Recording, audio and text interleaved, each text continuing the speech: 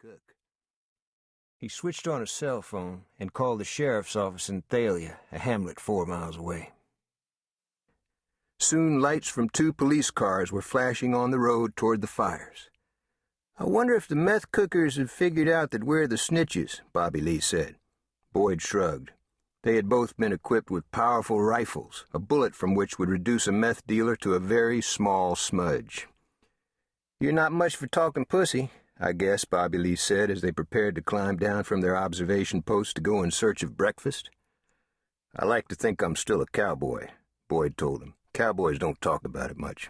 You can't be worrying about your dick if you're working cattle and trying to work them right."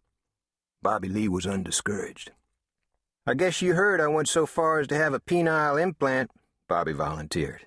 It was a subject he found himself unable to quit talking about, even when his listeners would rather not hear any more about the matter.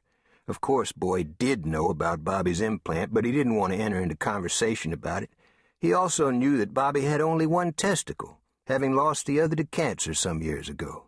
He climbed down from the platform and walked over to his pickup, which was not new. Bobby Lee, however, proved hard to shake. "People like me, sex addicts, I guess you'd say, need support groups," he said. "I doubt I can scrape up much of one in this miserable place, though." Boyd Cotton's only response was to lean against his pickup and have a smoke. Chapter 2. The Rhino Rangers, as Boyd and Bobby were encouraged to call themselves, were not supposed to leave their observation site until the next shift of Rhino Rangers were in place. The next shift, in this case, consisted of the Hartman twins, Bub and Dub, late-nighters who were prone to oversleeping.